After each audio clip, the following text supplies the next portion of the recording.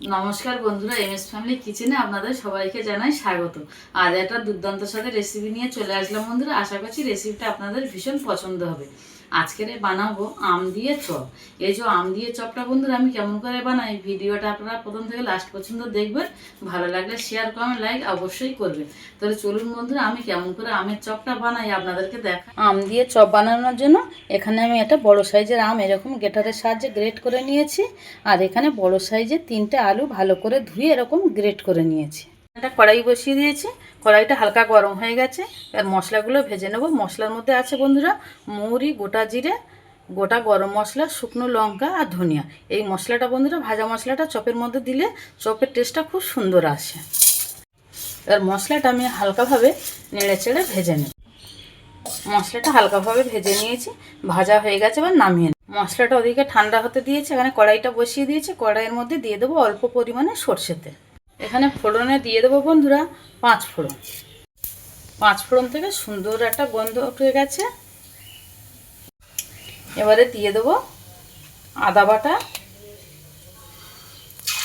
দিয়ে দেবো কাঁচা লঙ্কা বাটা, দিয়ে একটু হালকাভাবে নেড়ে চেড়ে নেব।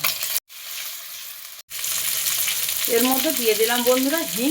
হিংটা দিলে চপের টেস্টটা খুব ভালো আসে। অল্প করে হিং দিয়ে দিই। হিংটা দিয়ে একটুখানি নেড়ে চেড়ে নিলাম। নিয়ে এবার দিয়ে দেবো ম্যাশ করা আলু।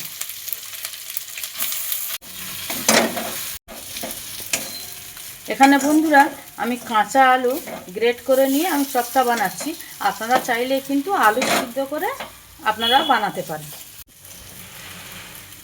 দিয়ে দেবো স্বাদ মতো লবণ, দিয়ে দেবো হলুদ গুঁড়ো। যেহেতু বন্ধুরা আমি ওখানে 4টে শুকনো লঙ্কা ব্যবহার করেছি, ওই জন্য আমি এখানে লঙ্কার পরিমাণটা কম রাখবো।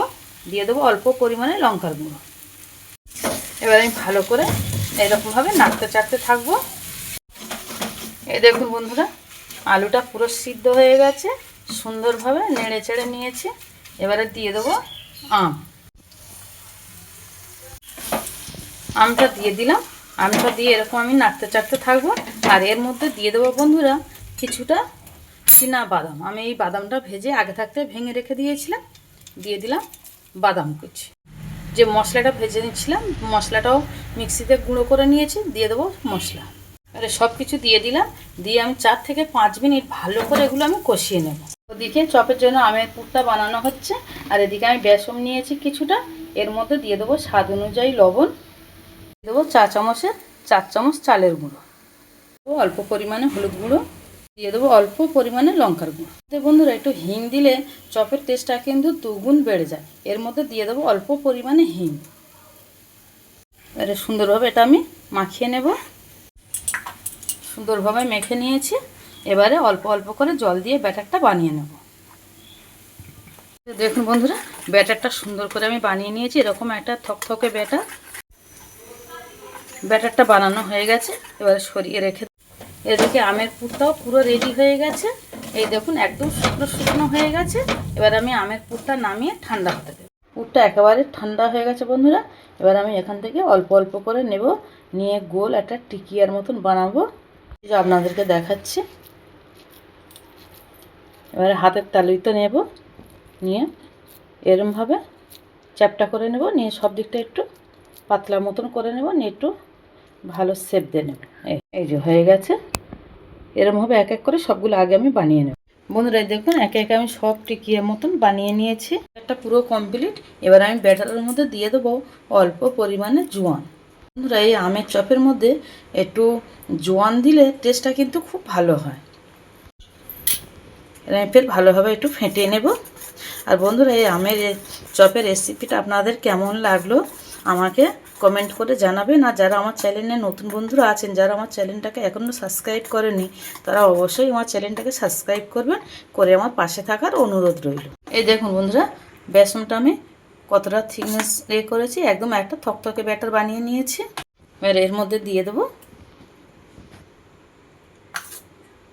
কড়াইয়ে তেল দিয়ে রেখেছিলাম, তেলটা গরম হয়ে গেছে। তেলের মধ্যে এক এক করে ছেড়ে দেবো। এই দেখুন বন্ধুরা, কড়াইতে দিতেই কত সুন্দর ফুলে উঠছে, আর কালারটাও কত সুন্দর আসছে। মিডিয়ামে রেখেছি। এবার দেখুন বন্ধুরা, একটা অলরেডি তুলে নিয়েছি।